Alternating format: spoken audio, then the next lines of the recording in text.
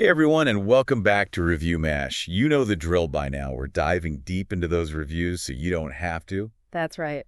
And this time, This time, we're cracking the whip on Indiana Jones and the Great Circle. It's the latest in the franchise. feels very fitting as we head into the holidays, right? Absolutely. Perfect timing for a deep I dive. mean, who didn't grow up with Indy? Right. Seriously. Yeah. I basically lived out those movies as a kid. Yeah. Oh, yeah. I even used to recreate that boulder scene from Raiders with a pillow in my living room. Uh-huh. Awesome. There was even that one Muppet Babies episode. You know the one? Oh, I remember that. They totally nailed it. Yeah, they did. So for this deep dive, we're going through a whole stack of reviews. Yep. Some are glowing, some are pretty critical.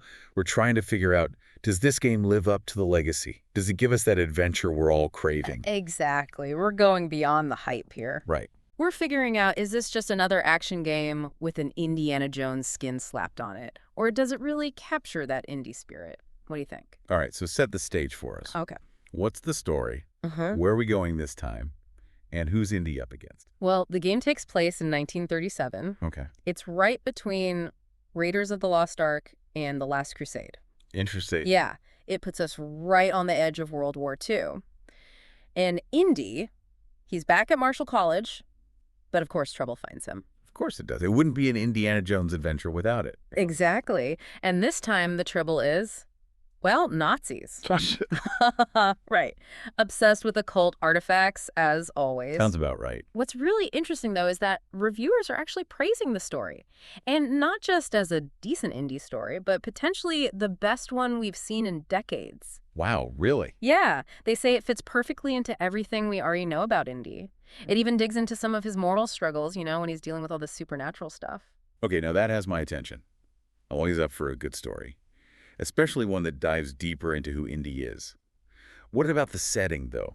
It's Indiana Jones, so we got to have that globe-trotting adventure vibe, right? Oh, absolutely. And this game does not disappoint. Okay, good. We're talking Vatican City, the Himalayas, the jungles of Thailand, Wow. Shanghai, Egypt. So we're not just stuck in one tomb or one jungle the whole time? Wait, it's a real whirlwind tour. Sign me up. But here's the big question. How does it actually play? Is it all guns blazing, whip-cracking action? Or is there something more to it? That's where things get really interesting. Okay, I'm intrigued. Indiana Jones and the Great Circle isn't your typical action-heavy game. Really? It actually focuses way more on stealth and puzzle solving than combat. Wait, stealth? That's not really the first thing that comes to mind when I think of Indy. He's more of a punch first, ask questions later kind of guy, isn't he? He does have his moments, that's for sure. But remember, Indy's an archaeologist, a professor. He's resourceful, clever, and the game really leans into that. Okay. You'll be using your surroundings, hiding bodies, even wearing disguises to sneak into places. It's almost like, imagine Hitman, but with a fedora and a whip. Okay, that's a twist I was not expecting. But, I mean, it does make sense in a way. Right. Indy's not a superhero. He's a guy who has to think on his feet and use his wits to survive. So how does this whole Hitman and a fedora approach actually work in the game? Reviewers are comparing it to games like Dishonored, those immersive sims. You have a lot of freedom in how you approach each situation. Interesting. Instead of just running and gunning, you're encouraged to really look around, plan your moves, and think about what might happen because of what you do. So more strategy and cunning than brute force. That's pretty refreshing, actually. But I have to ask, how does the whip fit into all this? Oh, the whip is definitely there. Good. And it feels amazing to use, from what I've read. You can use it to disarm enemies, swing across gaps, even solve some environmental puzzles. But it's not your main way of attacking. You'll also be using a bunch of improvised weapons to take down those Nazis. Improvised weapons? That sounds fun. Yeah. Like what? Give me some examples. What kind of crazy stuff can Indy use to fight? Oh, we're talking guitars, frying pans, spatulas. Spatulas. Even dusty old wine bottles. Pretty much anything you can get your hands on can become a weapon. Uh-huh. That's awesome. Yeah, it adds a whole layer of unpredictability and humor to the combat. Okay, I'm sold. Who wouldn't want to smack a Nazi with a frying pan? Yeah. But aside from the pure joy of using a spatula as a weapon, how are the stealth and combat mechanics actually reviewed? Do they work well? That's where opinions start to differ. Some reviewers love the immersive sim aspects, saying the stealth gives you a lot of freedom as a player. Okay. You can sneak past enemies, use disguises, set traps, even manipulate the environment to take out enemies without being seen. That sounds pretty impressive. Yeah. I'm guessing not everyone was quite as thrilled, though. Right. Some reviewers felt that the stealth, while a cool idea, wasn't as polished or as deep as it could be. They said the enemy AI was too predictable, easy to outsmart, and that there weren't enough gadgets or special abilities to make stealth truly dynamic. Yeah. I can see their point. If the stealth is too easy, it might not feel as challenging or rewarding, but maybe there's another way to look at it. Think about the Indiana Jones movies. Indy sometimes gets by on pure luck, or, the plot just kind of helps him out. True. Maybe these limitations in the stealth are intentional, like if they're trying to make you feel more like Indy, having to improvise and work with what you've got. That's an interesting thought. It's like the game is saying, hey, you're not some super spy. You're Indiana Jones. Sometimes you gotta make do. Exactly. It's about embracing those imperfections, finding creative solutions, just like Indy would. I kind of like that. It makes it feel more authentic. But let's move on from the stealth debate for a bit. What about puzzles?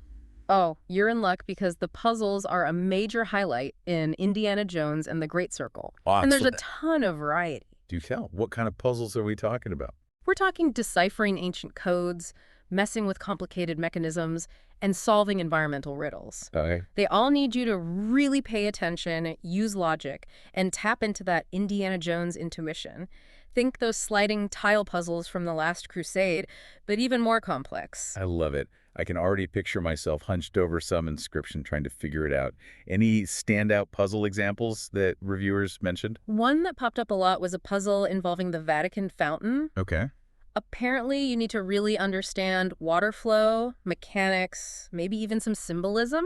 Interesting. Another one is all about deciphering ancient languages. You have to combine clues from Indy's journal with stuff you find on artifacts and in tombs. Sounds like a dream for anyone who loves history. Okay, now I'm really intrigued. Do you think this game would be good for someone who isn't a diehard Indy fan? I actually think so, yeah. The game does a great job of weaving real historical events and people into the story. It makes the world feel super grounded and believable. Like, you'll meet characters based on real people. For instance, there's one based on Nicholas Roerich, a real-life explorer who had ties to Nazi mysticism. Whoa, that's fascinating. I love when games use real history to create a richer experience. It's like you're learning while you play. Yeah. But enough history lesson. Let's talk about how it looks. Graphics, performance, all that good stuff. What are reviewers saying? Visually stunning, pretty much across the board. Okay. Yeah. Reviewers are praising the incredible detail in the environments. They say even the tiniest things like the texture of stone or the way light and shadow play on a scene are so carefully crafted. That's great. Sounds like they really went all out to make Indy's world come alive. But what about Indy himself? How does he look? How does he sound? Did they manage to capture that Harrison Ford magic? They did. Everyone is praising Troy Baker's performance as Indy. Oh, wow. They say he absolutely nails Harrison Ford's voice and mannerisms. You really believe it's Indy on screen. Yeah. It's a testament to how far voice acting and motion capture tech have come. Absolutely. It's amazing how lifelike digital characters can be these days. The lines between games and movies are getting blurrier and blurrier. But okay, we've talked about the story, the setting, the gameplay, the visuals, even the voice acting. It all sounds pretty amazing. But are there any downsides? Any skeletons in the closet, so to speak? Well, like any adventure, there are bound to be a few bumps in the road. While most reviewers agree that Indiana Jones and the Great Circle really gets the heart of the franchise, they do say it's not perfect. All right, lay it on me. What are the criticisms? Some reviewers found the melee combat, even though it's fun with those improvised weapons, got a bit repetitive after a while. Yeah.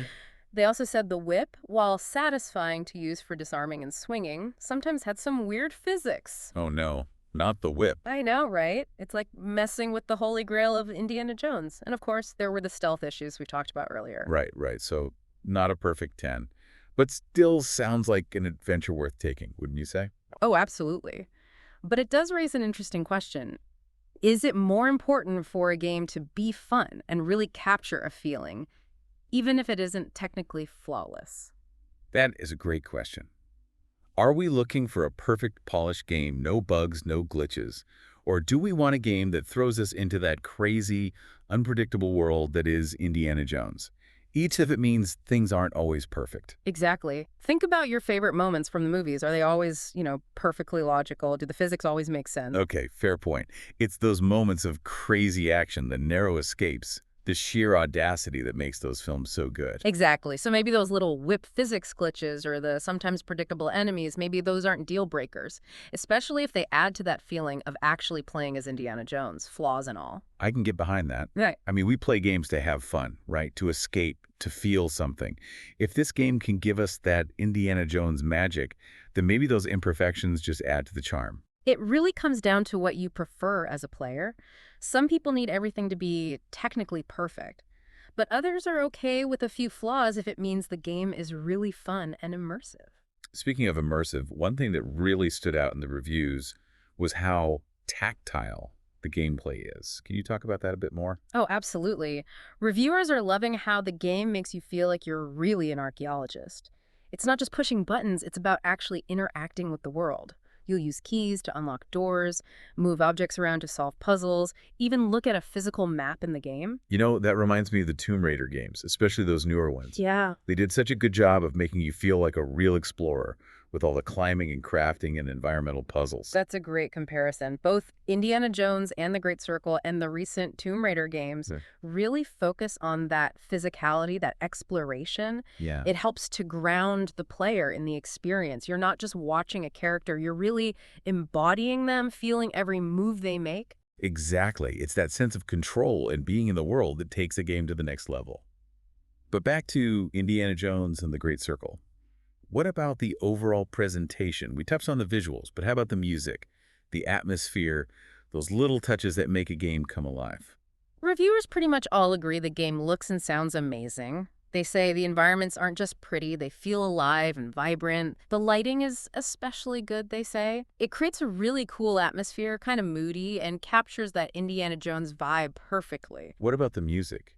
You can't have an Indiana Jones game without that classic John Williams score. Of course not. And from what I've heard, the soundtrack in this game is fantastic. Good. It mixes John Williams' iconic themes with some new music that fits the action and the mood really well. Reviewers are calling it a real love letter to the franchise's music. Okay, I'm officially adding this game to my wish list.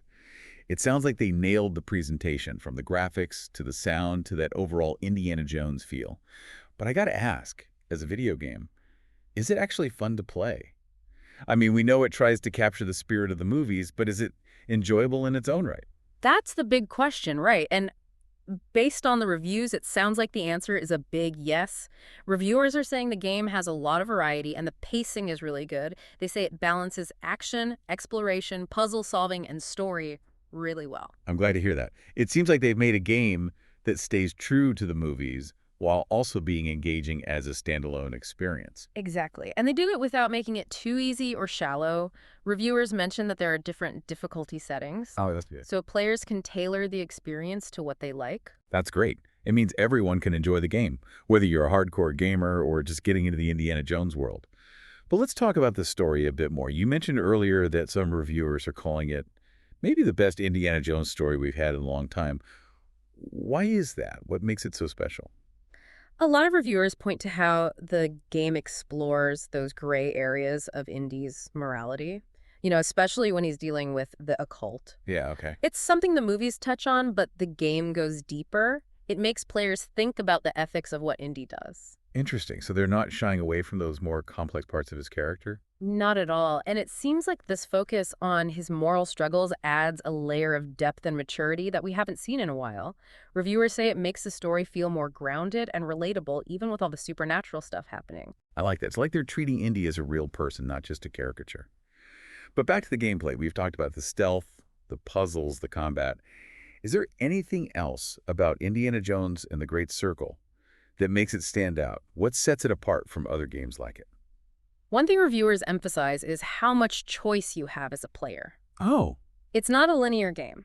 You have different ways to achieve your objective, and your choices affect what happens. so it's not just following a set path. You can actually shape the story. Exactly. Like in one mission, you can either sneak into a Nazi base without being detected, Or you can go in guns blazing. Okay. And depending on what you choose, the story will play out differently. That's cool. It adds a lot of replay value. You can go back and experience the story from different angles, see how your choices change things. Exactly. And it seems this emphasis on choice is also there in how you develop your character.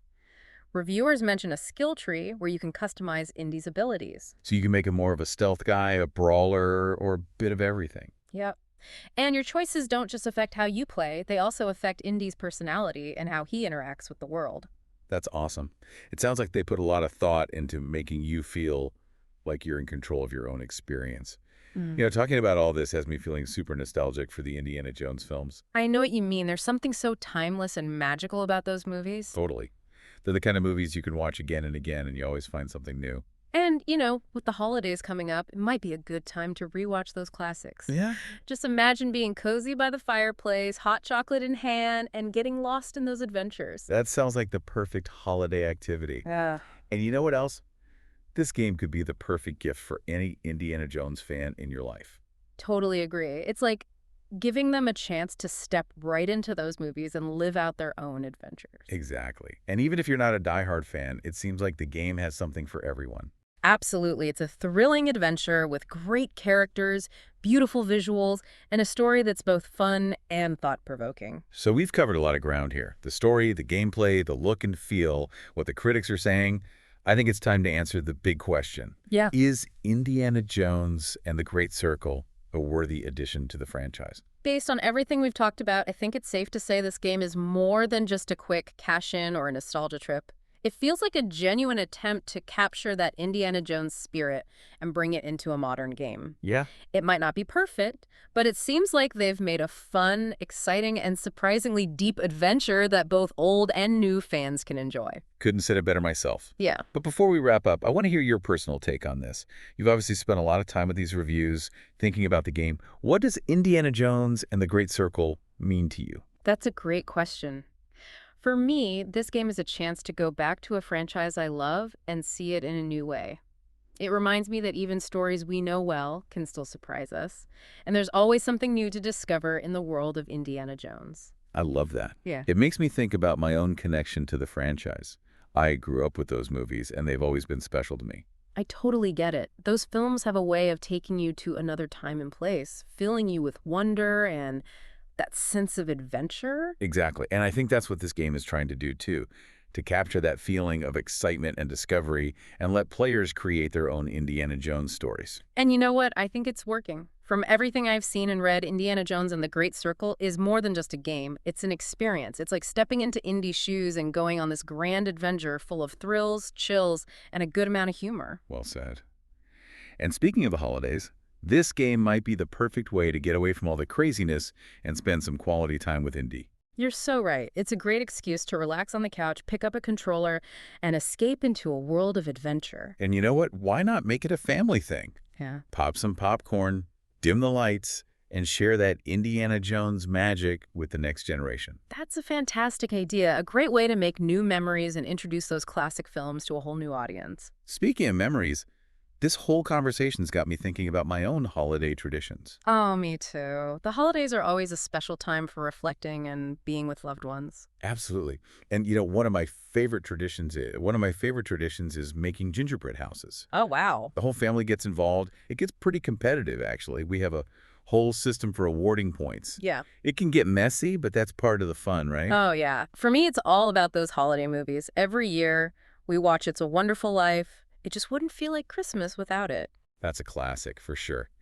It's funny how these traditions, even the small ones, can become such a big part of what makes the holidays special. Kind of like how those imperfections we were talking about earlier, those little glitches, they can actually make the Indiana Jones experience even better. Totally. It's those little quirks that give it character, make it feel authentic, makes you feel like you're really there in the moment with Indy. Exactly. But speaking of imperfections, it's probably time to wrap things up here. Yeah, I think we've covered just about everything. We've delved into the story, the gameplay, the good, the bad, and everything in between. But ultimately, it's up to each player to decide if Indiana Jones and the Great Circle is the right adventure for them. Exactly. Will you be picking up a copy? Let us know. We always love hearing from you. And as always, thanks for joining us for another deep dive. Happy holidays, everyone. Stay adventurous. And may the force be with you.